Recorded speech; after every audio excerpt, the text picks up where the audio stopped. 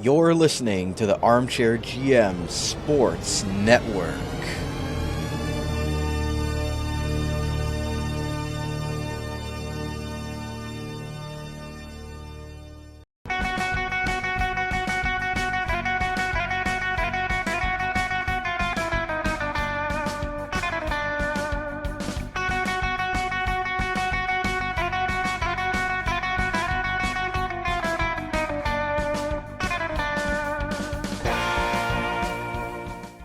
Time to sharpen those swords. You're listening to Sabres Semantics, a hard-hitting interview and discussion show featuring players, alumni, media, and all others who have or still cover the NHL's Buffalo Sabres.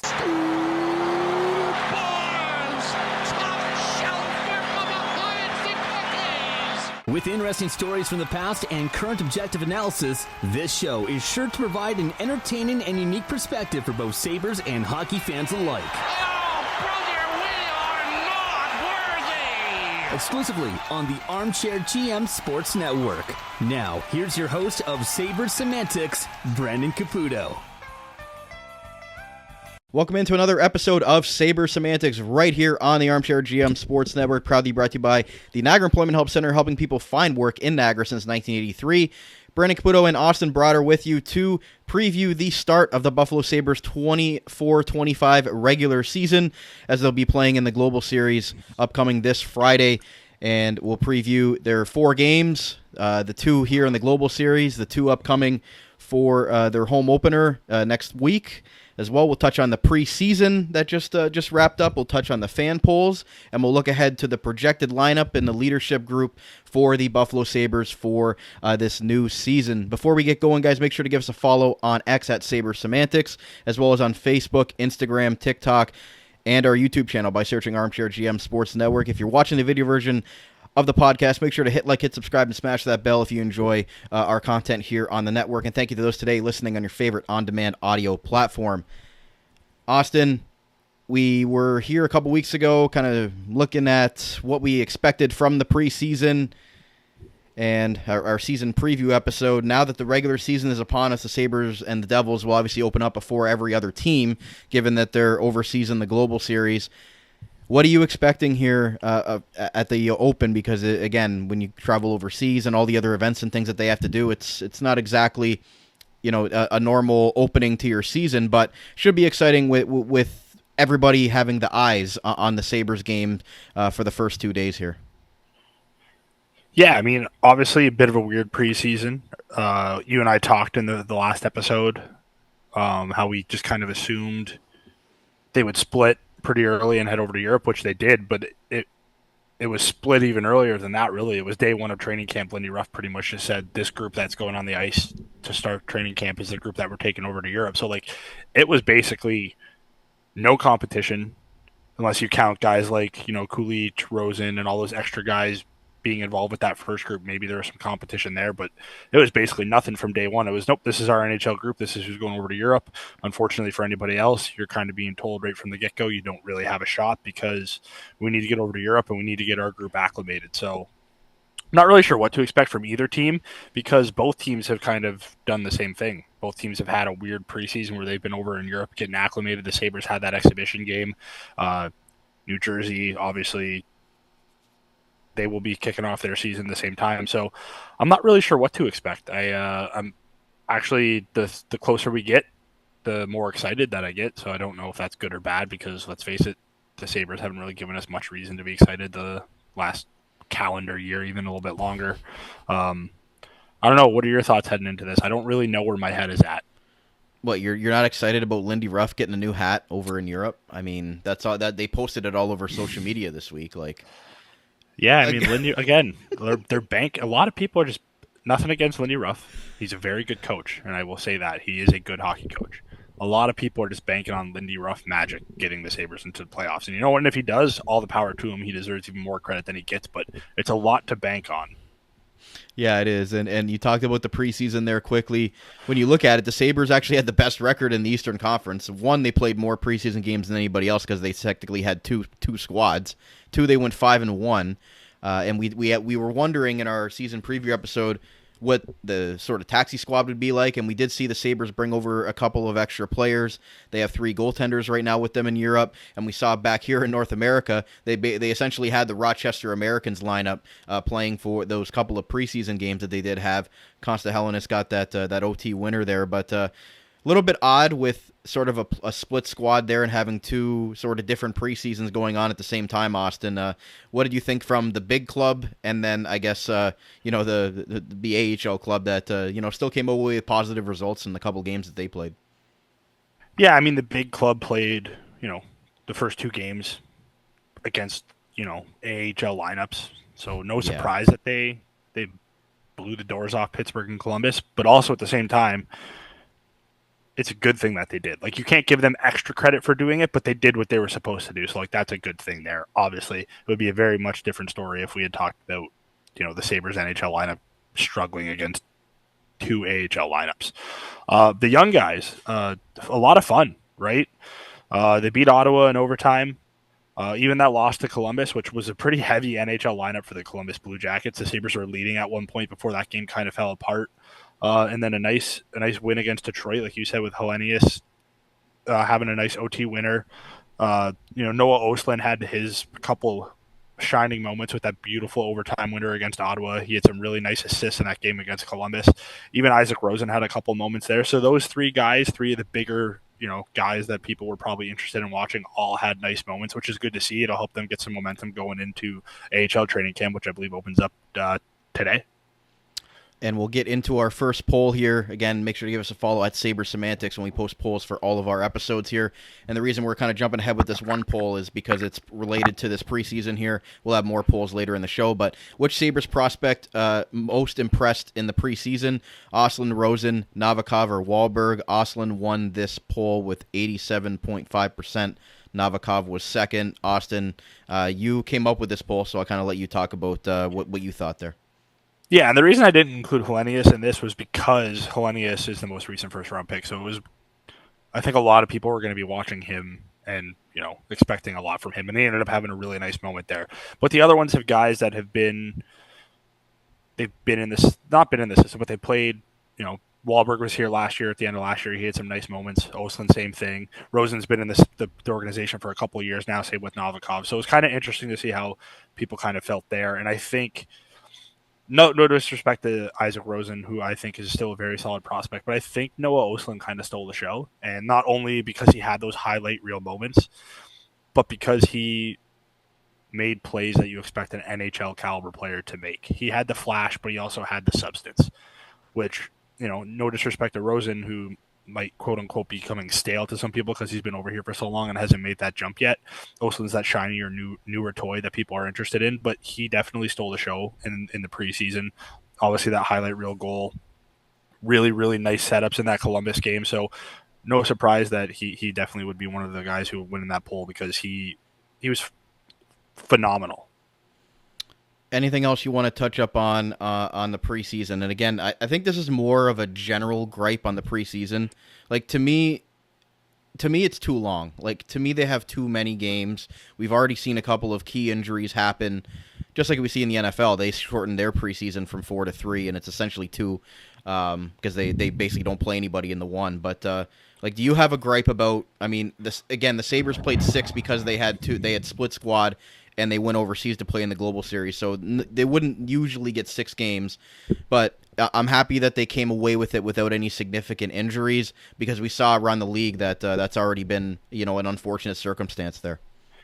Yeah, much like the NFL, you don't want to see any injuries. You just root that your team stays healthy. But unfortunately for the NHL, it's not like the NFL where you can see roster battles settled in training camp. Roster battles have to be settled on the ice in the NHL, and fortunately, the only way you can do that is by playing games. So I get it. You want people to stay healthy. You don't want to play as many games as they do. But without the preseason being the length that it is last year, Zach Benson might not have been a Buffalo Sabre last year. So there's good and there's bad.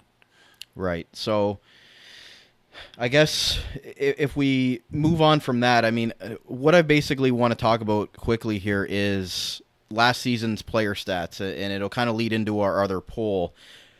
And we saw 2 years ago the Sabres had a lot of players that had career years. You had the Dylan Cousins, the Tage Thompsons, Rasmus Dahlin. They all had career years. Last year, they took a little bit of a step back, and we saw that their leading scorer, I got it up on the video version, you guys following along, Alex Tuch led their team with 59 points, along with Rasmus Dahlin on the back end with 59 points. Tage obviously had an injury-plagued season, still finished with 56 points and 29 goals. Other than J.J. Peterka really taking a step forward with his 28 goals and breaking out, everyone else pretty much regressed in the point totals. So with Lindy Ruff's new system and Seth Appert there, like if we parlay that into the poll here in which Sabres player will have the biggest bounce back spike in points, Thompson, Cousins, Alex Tuch, Rasmus Dahlin. Cousins won this poll at 83%. Dahlin was second at 16.7. Where do you kind of sit on those core players that really need to have a bounce back season? Yeah, I think they all obviously need to have a bounce back, but it's not really much of a surprise that Cousins was the runaway, like the winner of that poll, because when you really look at it, like 31 goals, 37 assists 2 years ago, dropping down to 18 goals and only 47 points is a pretty big regression for him. There were moments in the season where you saw Cousins kind of flash what we saw a couple of years ago, and I think he's much closer to that player. Is he a consistent 30-goal scorer? I'm not sure, but I think he can be consistently in the 25-goal range, right? Thompson, like you said, he had a down year, injury plague. He still scored 29 goals.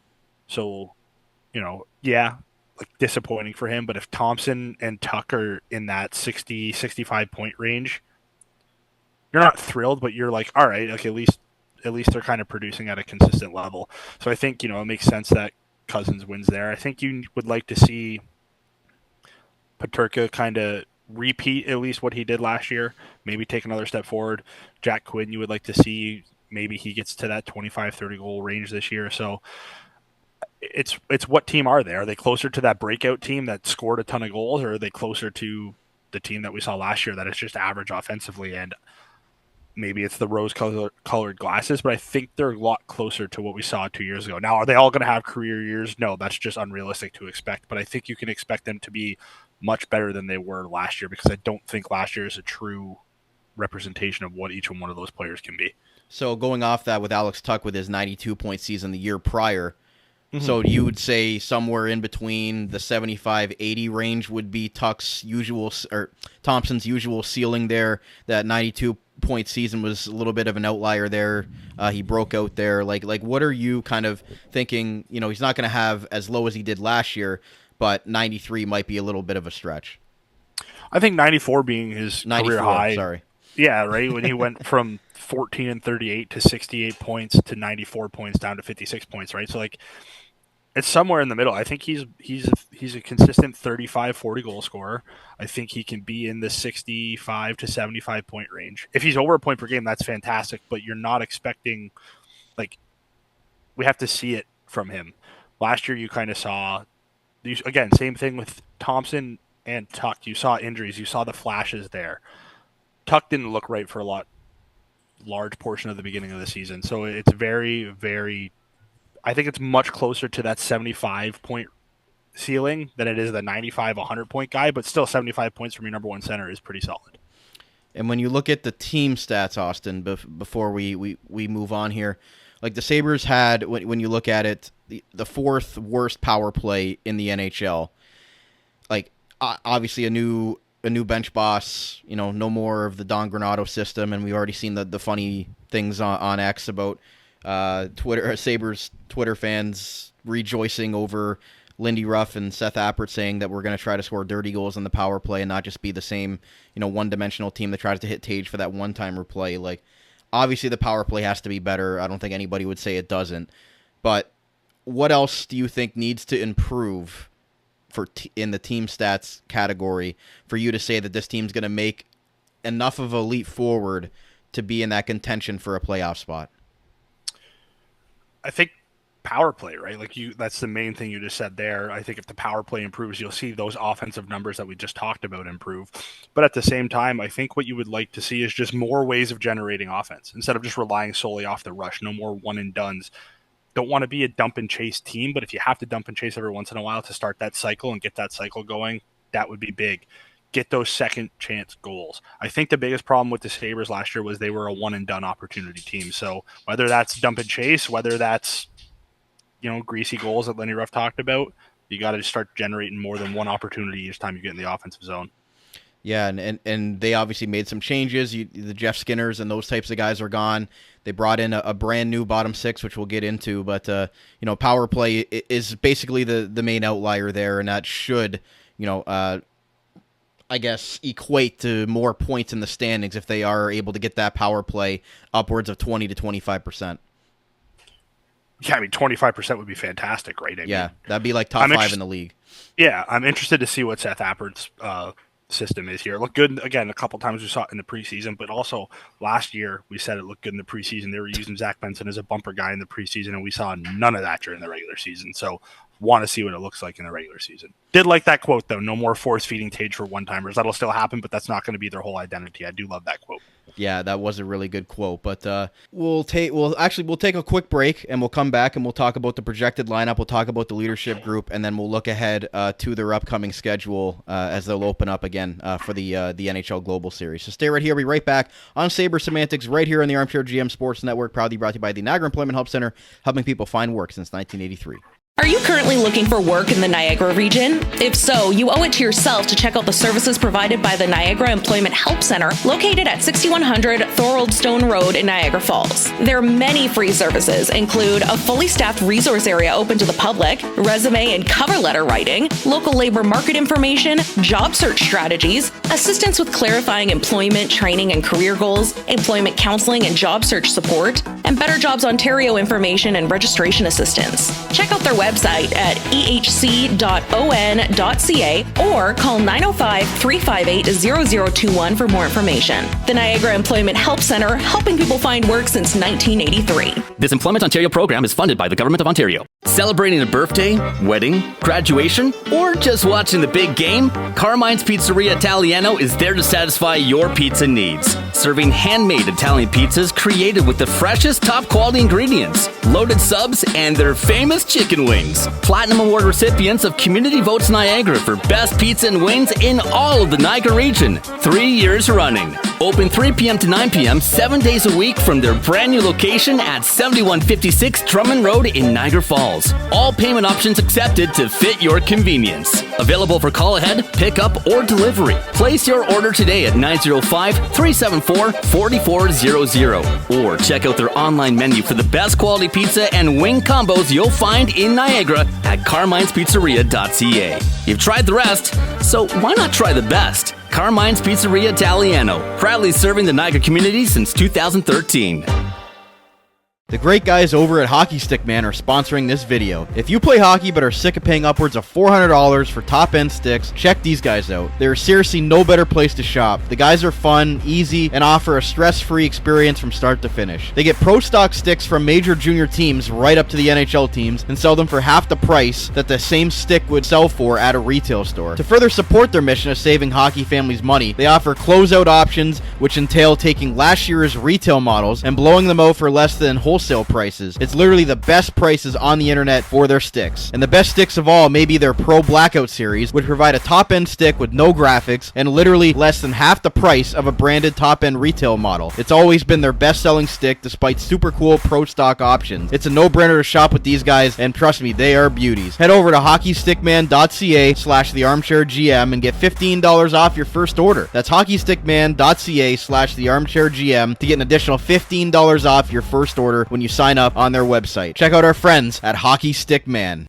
In the Niagara region, Global Pet Foods is your destination for premium pet nutrition and caring expertise. Whether you've welcomed a new furry family member or need advice on top quality nutrition, their dedicated staff is ready to help. Discover why Global Pet Foods' lesser-known premium brands outshine the big corporate names. Their team's passion ensures your pet's health and vitality. Check out one of their locations today, 3643 Portage Road in Niagara Falls, 160 Highway 20 in Font Hill, or 400 Scott Street and 344 Glendale Avenue in St. Catharines. Global Pet Foods, where premium brands and caring staff make the difference. You're listening to the Armchair GM Sports Network, the Niagara region's best local source for North American sports podcasting coverage. By sports fans, for sports fans.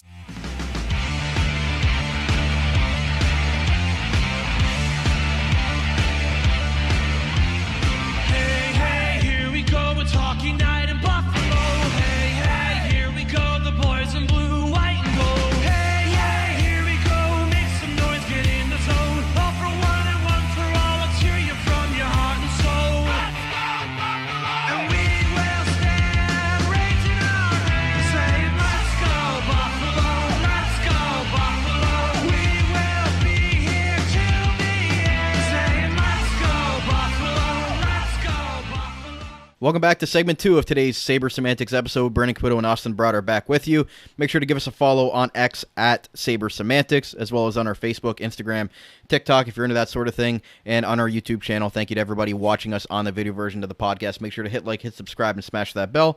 And thank you to those today choosing to listen to us on your favorite on-demand audio platform. In segment 1, we just quickly went over some of the preseason stuff for the Sabres. We're going to get into the projected lineup as they're going to be opening up the regular season on Thursday, and as well with the new leadership group. So we'll jump right into that, Austin, and we'll jump into the projected forward lines, and I've got them up on the video version for you guys following along. Again, this is just projected. We'll kind of see how it ends up being that opening night there against the Devils.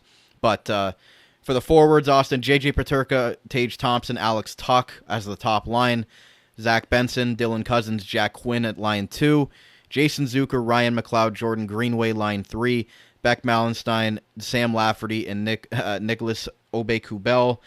So that would have Peyton Krebs as the extra forward at the moment.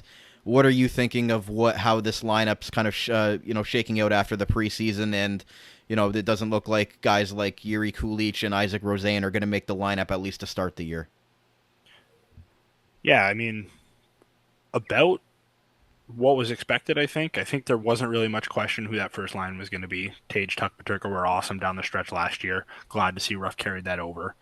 The second line, I think we talked about it, how Benson had a nice shot at getting a top 6 role there. I do think it's smart for Lindy to give him first crack at it, because I do think, Benson kind of fits well into a line with Cousins and Quinn, right? Benson's that forechecking guy who also has a lot of skill, but he's so good below the goal line. He's a really smart player. He's a dog on a bone when it comes to forechecking. So I like adding that element there and getting him first crack at seeing if he can be a top 6 forward as a 19-year-old, because he played really well last year through stretches, really came into his own at the end of the year there. So wouldn't be the craziest thing that he became, a top 6 right away. So I like that. The third line, McLeod, Zucker, I think are going to work well together. I'm interested to see the fit there with Greenway. Not exactly sure how that's going to work. Greenway has his ups and downs. Doesn't really necessarily have, the foot speed. At least that's not the first thing you think of when you think of Jordan Greenway. So it'll be interesting to see if he can keep up with the pace that McLeod and Zucker are going to want to play with. And the fourth line, honestly, I thought there was a real question on if Aube-Kubel was going to be an everyday player to start, because I just think, Malenstein getting a multiple-year deal, Lafferty getting a multiple-year deal. Those two were clearly guys that the Sabres had on their radar. Aube-Kubel being a 1-year guy versus Krebs potentially being a 2-year guy, I was really interested in there. But watching that line, the few games that I got to see them in the preseason, that line is going to be a pain in the butt to play against. So I'm really looking forward to that. I think they're going to do really well. Lafferty's got some offense. Not really sure Malenstein or Aube-Kubel do, but it's going to be interesting to see, because they play with a lot of speed, they play with a lot of physicality, and they get the puck to the front of the net. So that's a really fun fourth line. So not really surprised by anything. I think this is kind of what everyone predicted. I think the only real debate was going to be who was going to be that third line winger with McLeod and Zucker, and looks like Greenway's getting first crack at it, which we'll see how it goes. And looking at it again, you think about what this lineup looked like at the end of last year. So you lose out on Jeff Skinner, no Victor Olofsson, no Zemgus Girgensons, Eric Robinson. Those are all the guys that are basically not here anymore. So that you look at the guys that they plugged in. You've got Jack Quinn healthy. You've brought in Jason Zucker. You brought in Ryan McLeod via that very controversial trade that we talked about in the offseason. You brought in Malenstein, as you mentioned, for a second-round pick. You signed Lafferty. You signed Aube-Kubel. So, you've revamped, essentially, 5 of your bottom 6 forwards to start the year. Jordan Greenway is the only one there, and then Peyton Krebs is, right now, the rotating forward there. So you basically did what you said you wanted to do in the offseason. Yes, we would have liked them to go out and get another top 6 forward, and that really didn't happen, so they're going to be banking on Zach Benson in his sophomore year to really repeat what he did as a rookie or even be better, which is really difficult task to do. And Jack Quinn, hopefully going to have his first healthy season in the last couple of years, been really injury-plagued in that sense. So, when you look at the lineup, are you more optimistic than what you saw from the lineup at the end of last year without guys like Skinner and Olofsson that really only are one-dimensional type of players and should do well. Skinner should do well in Edmonton. Olofsson's going to start the year with Eichel on Vegas' top line, which I think is hilarious. But regardless, even with those subtractions, are you still content with the way the lineup looks with the additions and the strategic additions they made with guys like Ryan McLeod and that entire fourth line? Yeah, I'm definitely more optimistic, but I think that also might just be it's a new season. It's kind of easy to be optimistic to start. But I do, like I've said all kind of off season, I do like that they crafted an identity for that bottom six. Speed, physicality, two-way play. That's what they did. That's what they got. I think McLeod is going to be a guy that turns some heads. People, he's probably not going to produce elite level production here, but he's going to be the real test of do you kind of know what you're looking at when you watch hockey, because he's speedy. He's smart when it comes to that two-way play. He can generate offense there. He's playing with a guy like Jason Zucker, who said he wants to be a 20-goal scorer this year, which, I mean, that'd be fantastic if your third-line left winger is a 20-goal scorer. He kind of talked about how he's back to being in a more offensive role in Buffalo than he kind of was in Arizona. He was more led on to be that leading, that veteran leader presence in Arizona, now Utah. But he's not really here to do that in Buffalo. He's here to produce offense. They already have that leadership in place, so more optimistic, yeah, absolutely. But again, that optimism banks on internal improvement, which is kind of their whole mantra from last season. But last season, they made no changes. This year, they made changes, just not the changes that everyone necessarily wanted, but they made changes to their bottom six, and then they're banking on their top six internally improving. So it is a different strategy. We know Kevin Adams committed to this core when he signed Tage and Cousins to long-year contracts. Now it's really time for them to start repaying it. And we look ahead at the defensive side. I'm trying to pull up the other poll that I put up about the captaincy, which we'll get into after. But as far as the defensive pairings, you've got Dahlin and Yoki Haru as the top pair, Bowen Byram and Owen Power as the second pair, and then Matthias Samuelsson and Connor Clifton right now as the third pair. So that right now would leave out Jacob Bryson, Ryan Johnson, and a few others as well that were kind of competing for that spot. I know you had said in our season preview you were most intrigued by Bowen Byram in the preseason. Was there anything that changed your mind there about him and what you're thinking of the way that the opening 3D pairs are going to kind of shape out to be? So there was a couple times that Lindy Ruff said Bowen Byram was the best player on the ice, which I obviously piqued my interest because that would definitely be a big thing for the Sabres if he can consistently be at that level. Those D pairs, I think that's probably some of the smartest D pairs I've seen in Buffalo in a while for a couple reasons. One, Yoki Haru played well last year. I'm not exactly the biggest fan that he's still here. I thought he was a player you could kind of move on from, but he's here for at least one more year. So playing with Dahlin where he's had success, he kind of looked better at the end of the year last year. That second pair is really interesting to me because Bowen Byram and Owen Power,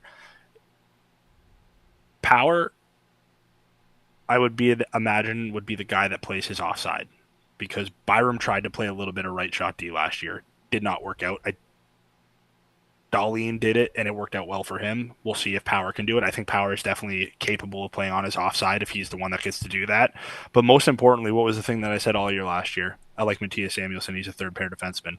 Well, it looks like to start the season, Lindy Ruff's trying him out as a third-pair defenseman. So I think he really has a chance to flourish in a third-pair defensive role. He doesn't have to worry about keeping up with a guy like Dahlin anymore. He's playing with Connor Clifton. Is there going to be some times where Clifton gets a little aggressive in the offensive zone? Yes, but Samuelson's going to be playing a lot less minutes. He's going to be fresher. He's going to be on the penalty kill, and he's going to be playing, third line or third pair minutes where I think that's where he belongs. So we'll see if it leads to results on the ice, but I think these three pairs are probably, given those six, is probably the best combination I think we could have seen. Yeah, and you look at Samuelsson and Clifton, that essentially is your shutdown pair right there. Like that, you're looking at that to be like, the line, the guys that you put out there, to kill a penalty or what have you. Like, to me, I'm looking at that as a shutdown line, and it kind of gives a little bit more identity to what these D pairs are going to look like. I like that you put Power and Byram on the second pair, and then you have Dahlin and Yoki Haru on the top pair, Byram and Power on the second pair. Like, I like the way that it's started right now. Again, like, we have to see what it does, what happens when we get to the regular season, but Dahlin's going to be your main guy. He's going to log 28 to 30 minutes a night, if not more. He's going to be your power play quarterback. He does everything for your team. So, and he's going to be the captain, which we'll get into. But if Yoki Haru, like, as you mentioned, he's intriguing to me because he's on the top pair right now. Do you think that may be a showcase for him as maybe we get closer into the season? They end up the calls start coming for a pending obviously a guy that's going to need a contract next year. Do you think teams are going to come calling for a guy like Henri Jokiharju, and then you've got other guys waiting in the wings to come up, or do you think that they really just believe in Jokiharju to be the best person to put alongside Rasmus Dahlin to start the season to give them the best chance to win, not just showcase his trade value? Yeah, I think it's more this is what they think is the best chance because, like you just said, Dahlin's going to play a lot of minutes. But when you look at that top pair, or that top four, I should say, you have a second pair capable of also, let's be honest, Owen Power, if Dahlin's not here, Owen Power is the number one defenseman on this team. Bowen Byram could easily be a top three defenseman if he lives up to his potential. So you have two pairs. Jokiharju obviously doesn't fit that bill of being a 30-minute-a-guy night, but you've seen some success he's had with Rasmus Dahlin. He did have some success during points of the year last year. So I think this strategy is more what top four gives us the best, where we can play the top four 75% of the time, and then the third pair only has to play 25% of the time. So maybe potentially, but also the Sabres are, playoffs, or they haven't said playoffs or bust, but they said they need to be in the playoffs. So if they come into the season thinking, hey, Jokiharju's being showcased on that top wing, well, you've kind of already set yourself back. So I don't think that's what they have in mind right now necessarily. But, we do know come trade deadline time, right shot D, they have a lot of value if Buffalo's out of it, which I don't think they will be, but if they are, and he's playing good with Dahlin, that certainly won't hurt. Do you think if Power and or Byram really emerge this year, do you think that kind of forces their hand that they could make a decision on Jokiharju and then kind of try to piece together the rest of the lineup? Or do you think that if they say they're going to be playoff team this year, they need to have Jokiharju remain on the team throughout the entire season? I don't think they need to have Jokiharju remain on the team throughout the rest of the season, but at the same time, if things are going well and you're in the playoff hunt come trade deadline and your top four is playing well, you're probably going to want to keep that together, I'd imagine. But at the same time, I think they got Byram. They have three really solid defensemen. They're trying to kind of figure out how to make it work in that top four, and I think this is the best shot. Is Henri Jokiharju a top pair defenseman? No, obviously not. Has he had success with Dahlin?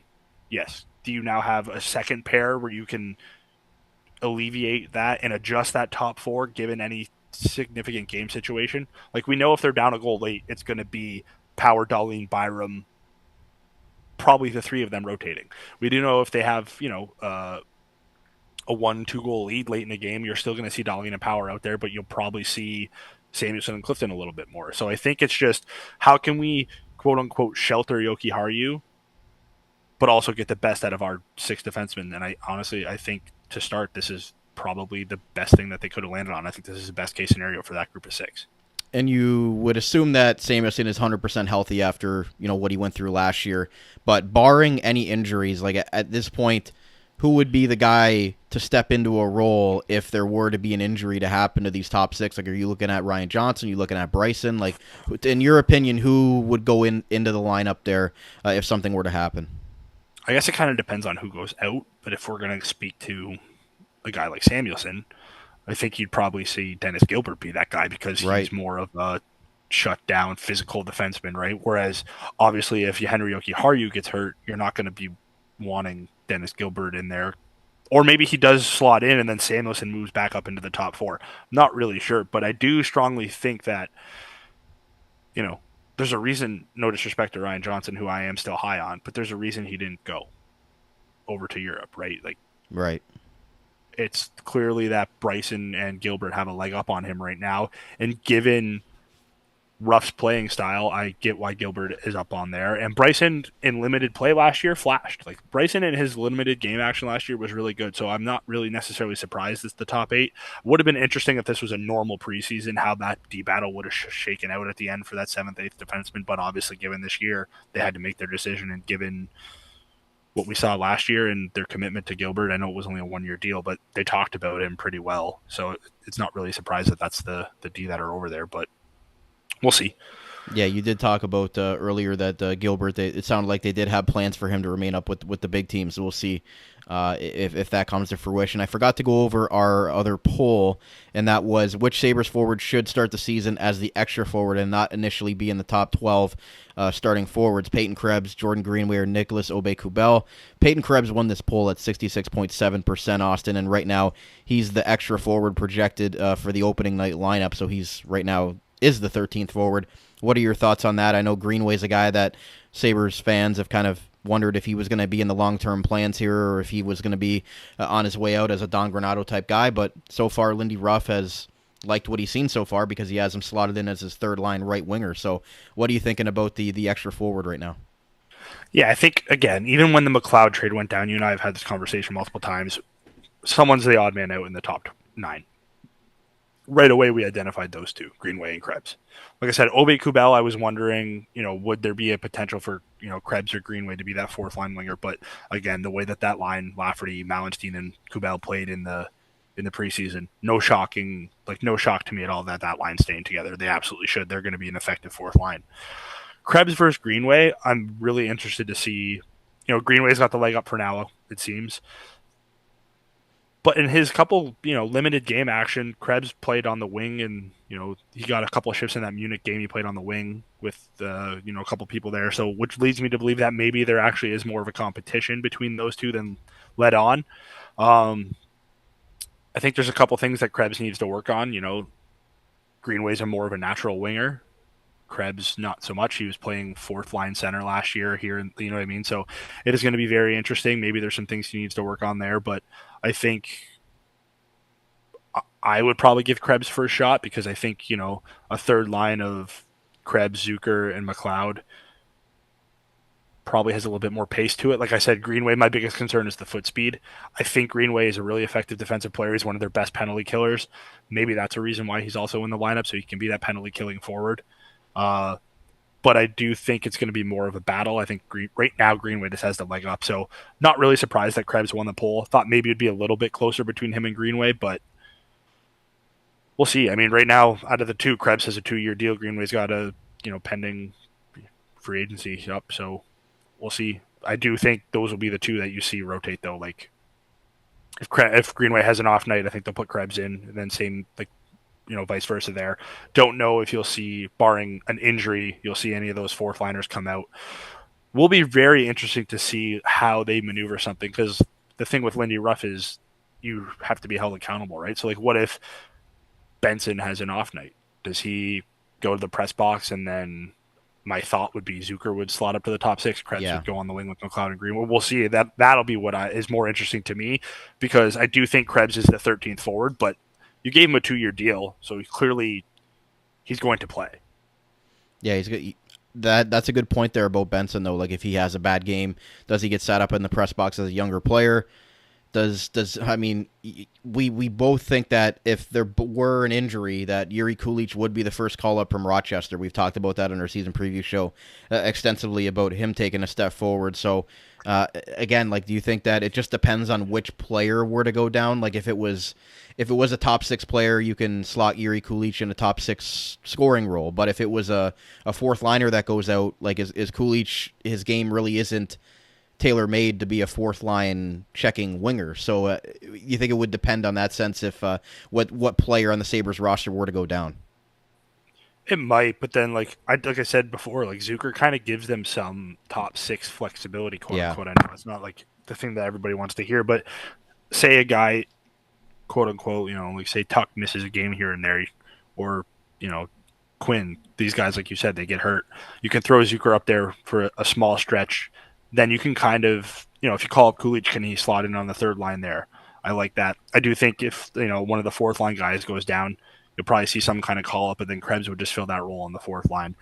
It'll be interesting. It will be very interesting, because the talk has been, Yuri Kulich has had a great offseason. He's looked good. We've seen it. He has looked good. But clearly, based off practices and things like that over in Europe, he's not in their plans to be on this roster right away. Again, not a huge surprise. So Ruff and Adams are going to have some maneuverability here. Like I said, it's a weird preseason, because we kind of knew from literally from day one what this roster was going to look like.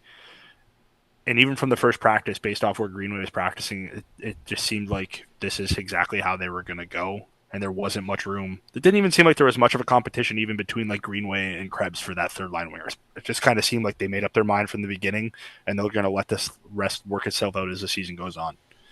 And then as we move forward here to the goaltending quickly, I mean, we talked about that extensively in our season preview show about the Luukkonen is going to be the main starter here. How many starts is Devin Levi and or James Reimer going to get? You mentioned Reimer's on a 1-year deal. If he ends up going down to Rochester, goes through waivers, if he gets claimed, it's not a big deal. But I don't think that they expect him to get claimed. But we saw Eric Comrie as a third goalie, barely played last year. We would see Devin Levi get called up from Rochester.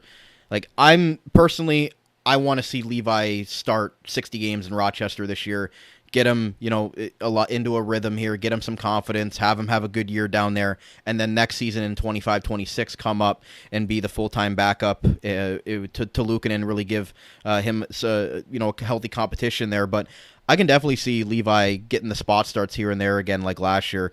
Is it ideal? No, but do they believe in James Reimer starting 20 games and giving Luukkonen a rest here or there on a back-to-back or the last game of a four-game week? Like, to me, Luukkonen's going to be your guy. It's just going to depend on if they're going to ride with Devin Levi as the backup, or you send him down to Rochester and then he comes up as the de facto starter anyway for spot starts here and there over Reimer.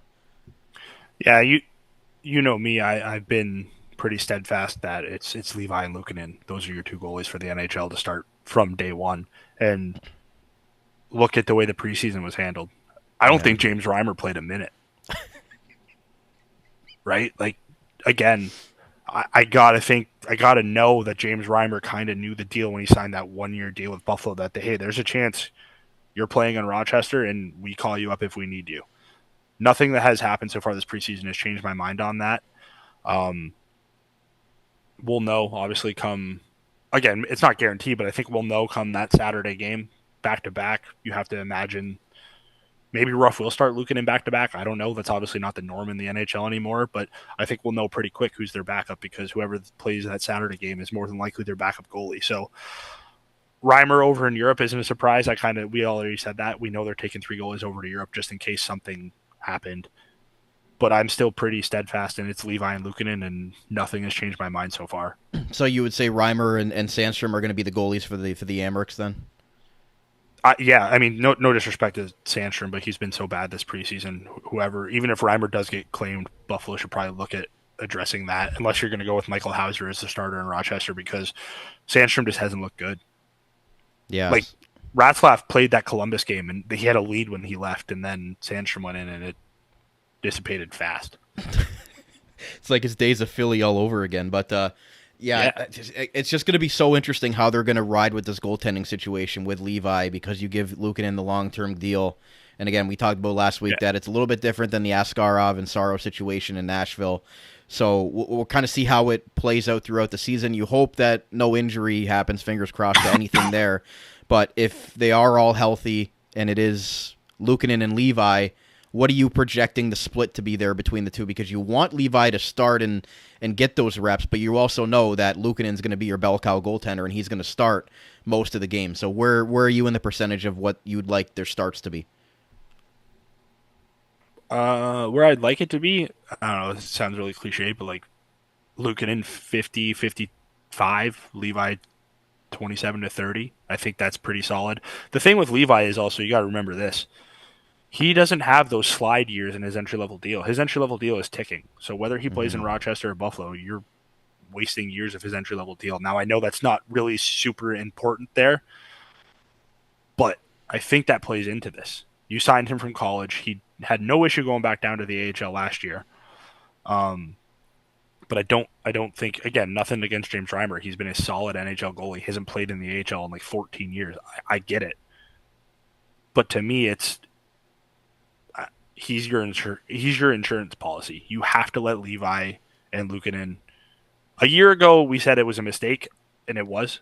This year, I don't think it's a mistake. Levi went down to Rochester. He played really well, and then the second he came back up, getting those starts here and there, he was solid.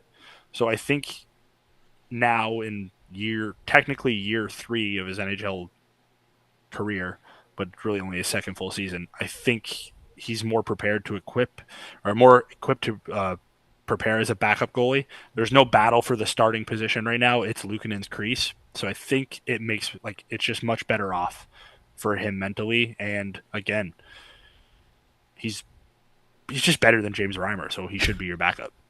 He should, but again, is it going to be beneficial enough for him to not start as much as he would in Rochester? But again, you're up against NHL competition as opposed to AHL competition, so I can see the argument on both sides of that coin there. But as it stands right now, it looks like it's going to be Levi and Luukkonen, which they went into last year with, and it kind of hit them in the face there that maybe they weren't ready for that kind of tandem there. But Luukkonen really took over, and now we'll see if Levi can take that next step forward there with Reimer possibly going on waivers and what have you, and going down to Rochester. But it's going to be so interesting to see what they kind of do with that situation, or they just keep all 3 goalies and Reimer just sits up in the press box the whole season unless an injury happens or things like that. But again, the developing stories as we go into the NHL regular season, then they get back from Europe where they're obviously carrying an extra goalie for insurance purposes, as you mentioned. So as we move forward from the lineup here, Austin, we'll go over the leadership group here quickly. And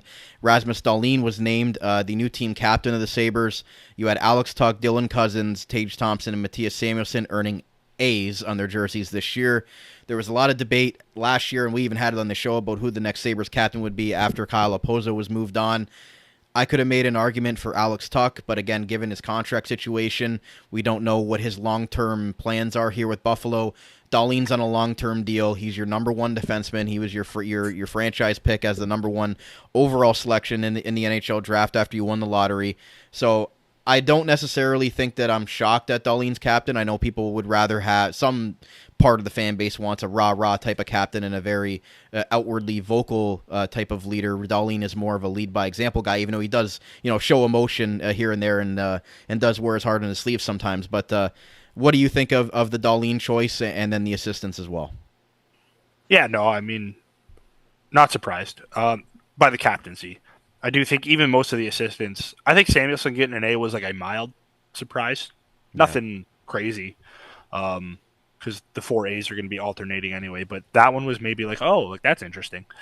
But Dahlin being captain, not a surprise at all. I know people argued for Tuch, which, yeah, I saw the arguments there and everything like that. But just given, it feels like Dahlin's been quietly emerging as the leader of this team. I don't think anyone can argue against that.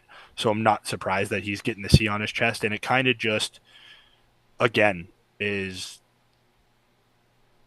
not because Alex Tuch is obviously viewed as part of this core, but like you said, given the contract situation, but it's just kind of a commitment from Kevin Adams to the core that he handpicked and committed to being the new face of the Buffalo Sabres.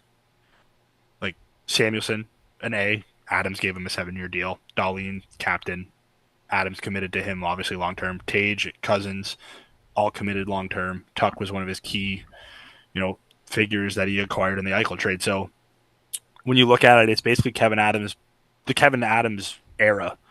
I know Adams didn't acquire Tage, but he kind of emerged there. So it's Kevin Adams' stamp on this team as the new face of this leadership group. And as we've said multiple times, we said it at the start of the year last year, we said it, we're going to say it again this year.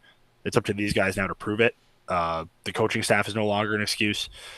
The bottom 6 is no longer an excuse. The goaltending isn't really an excuse anymore because Luukkonen was great last year. So now it's on those 4 guys to get it done. Obviously, it's a lot of pressure on a guy like Samuelsson, more or less the other 4, but Samuelsson is a leader too. He's going to be bearing a lot more weight on his shoulders this year than he has in years past. Yeah, and that's a good point about the contract extension. Those are all guys that Kevin Adams has committed long term to. So he's riding and dying with those guys, and as well with his handpicked coach of Lindy Ruff. So if this core doesn't work out and this coaching staff doesn't work out, I think that's going to be the end of the Kevin Adams era. But he's hoping that this is going to get them to where they need to be. So I'm not really shocked by the choices as well. And with our poll we put out last week when Dahlin was named the captain, was it the right choice to name him the captain of the Buffalo Sabres?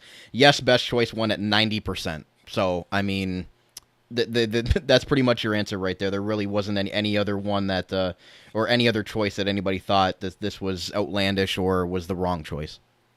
Yeah, like I said, I think there was a small sect of people that wanted Alex Tuck or thought Alex Tuck could do it, but I think it had to be Dahlin. Based off everything you've seen from him on the ice, off the ice, the way he's handled himself in the press, the way he's committed himself here, I think it was just pretty obvious he was going to be the captain. And yeah, there's no, again, I guess you can say Samuelson was a mild surprise, but no other surprise. Like, everyone who got a letter, essentially, you're like, yeah, I totally makes sense. So before we wrap up, Austin, we look ahead here. The two games, they start the regular season earlier than everybody else here with the New Jersey Devils for the Global Series.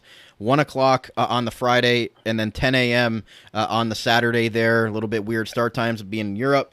So what are you looking at from the first two games there in the Global Series? And then by the time we record again, they'll play their home opener and another home game against the LA Kings, and they have the defending champion Florida Panthers coming in. So 4 games, 2 against New Jersey, 1 against LA, 1 against Florida, 3 of those against Eastern Conference teams. Out of a possible 8 points, what are you hoping for the Sabres here? I'm hoping for 5 points, right? Win 2, maybe take 1 to overtime. But realistically, I want to see what this new team, this new identity is. Lindy Ruff talked about the bottom 6 being tough to play against, playing with speed. We've seen all the acquisitions. It's obviously very hard to gauge this when they were playing the Pittsburgh Penguins and Columbus Blue Jackets AHL squad, but like the stuff looked good. I'm interested to see, hey, are the Sabres going to fall behind early like they did? I don't remember exactly how many times it was last year, but how many times did they, like, it seemed like almost every other game they were down 1-0 5 minutes into the game. That's the type of thing that I think the coaching can correct. Getting guys to buy in is something that the coaching can correct, which obviously Granato got people to buy in, but it seems like Lindy Ruff wants to play a different way. So how's that going to look? Who's going to emerge, right? Like, who is going to emerge as, obviously those names are there, but like, is Tage going to be the Tage who is a 94-point guy, or is it going to be Peterka and Quinn kind of stepping up and they're like, you know what? Tage doesn't have to do it every night. Like, who's going to be that secondary threat that emerges? We saw Peterka do it last year. Is he going to do it again? What does Quinn look like? So I'm hoping the Sabres get off to a hot start. It would obviously, you need to win one of those first 2 games in Europe. I think, obviously you want to win both, but like, it's really going to suck if they come home from Europe with 2 losses. So start the season fast. Give the fans a reason to be super excited for that home opener. And let's start a season that hopefully leads to a playoff berth. Point of order, do you think it's a good thing or a bad thing that Lindy Ruff is starting the season against the team that fired him last year? I'm going to go good, because who was it? I don't even remember if it was an NHL coach or if it was an NFL coach or somebody, but somebody said, like, coaching against your former team doesn't matter. And he was just like, yeah, it matters. Anyone who tells you it doesn't lies. So Lindy Ruff getting to coach the team that fired him right away, I think he and the team might have some extra motivation for him there. And it's, Sheldon Keefe's behind the other bench, the Toronto Maple Leafs. I know the Devils are a different makeup than the Toronto Maple Leafs, but it's like, hey, Sabres have had some success with Sheldon Keefe coach teams. So, it kind of sets up for, I don't know, I think it's a good start. Get the guys away from here. Get them in Europe. They're playing a team that, now plays a similar style to how they want to play. It's no longer, the boring New Jersey Devils that play that trap. So I like the matchup. I like the Sabres getting to start the year on a national stage. Last year vibes and the stock and the Sabres was never higher at the start of the season. I think this year, I'm obviously not going to say it's never been lower, but it's clearly not that high this year. So give everyone a reason to start, having some positivity and some optimism for this team, because I don't know what's going to happen if they don't make the playoffs again. Yeah. I hope we don't have to worry about that. Yeah, this has to be a playoff year. Like we say it every year, but like realistically, with what they've invested in this group, this coaching staff, it has to be. And hopefully the national audience is pleasantly surprised with the Sabres team that they were very high on and disappointed last year that, this is a different group under Lindy Ruff. So we'll have to wait and see how it goes. But that's going to wrap up another episode of Sabres Semantics right here on the Armchair GM Sports Network, proudly brought to you by the Niagara Employment Help Centre, helping people find work since 1983. We'll be back for you guys in a couple of weeks after the Sabres play the 2 games in the Global Series, and then as well their 2 home games to open up the year against the LA Kings and the Florida Panthers. So until next time, for Austin Broad, my name is Brandon Caputo, and we'll talk to you again very soon. You're listening to the Armchair GM Sports Network.